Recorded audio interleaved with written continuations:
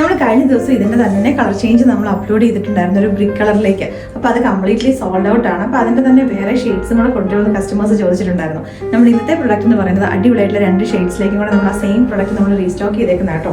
നമ്മുടെ first shade എന്ന് പറഞ്ഞാൽ മസ്റ്റർഡ് യെല്ലോ ആണ്. 10 പാനൽസ് ചെയ്ത് വന്നേക്കുന്ന ഒരു പാനൽ കിട്ട് അനാർക്കലിയുടെ 3 പീസ് സെറ്റ്. ടോപ്പ് വന്നേക്കുന്ന നല്ല കംഫർട്ടബിൾ ആയിട്ടുള്ള ഫിറ്റിംഗ് ആണ്.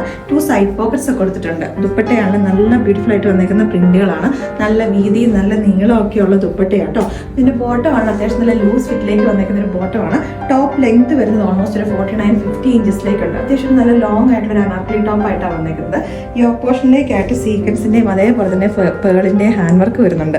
സ്ലീവിന്റെ എൻ പോർഷനിലേക്കായിട്ട് ബോട്ടത്തിന്റെ പാച്ച് അറ്റാച്ച് ചെയ്തേക്കുന്നത് 1790 റേറ്റിലേക്കാണ് നമ്മളിത് അവൈലബിൾ ആക്കിയിരിക്കുന്നത് കേട്ടോ. അപ്പോൾ അത് ഫ്രീ ഷിപ്പിംഗും കൂടെയാണ്. അപ്പം ഈ ഒരു മസ്റ്റർഡ് യെല്ലോ അല്ലാതെ ഒരു കളറും കൂടെ ഉണ്ട്, നമുക്ക് അതും കൂടെ കാണാം. നമ്മുടെ നെക്സ്റ്റ് ഷെയ്ഡ് വന്നേക്കുന്നത് ലൈറ്റ് ഒരു ബർഗണ്ടി എന്ന് പറയാം കേട്ടോ. അപ്പോൾ അതിനകത്തേക്ക് ഒരു ഗ്രേപ്പ് കളറും ലൈറ്റ് ഒരു പിങ്കും മെറൂണും ഒക്കെ മിക്സ് ചെയ്തേക്കുന്ന കൈൻഡ് ഓഫ് ഒരു ഷെയ്ഡ്. ഇതിന്റെ യോക്ക് പോർഷനിലേക്കായിട്ടും സീക്വൻസ് വർക്കും അതുപോലെ തന്നെ പേളിന്റെ ഹാൻഡ് വർക്കും ഒക്കെ വരുന്നുണ്ട്.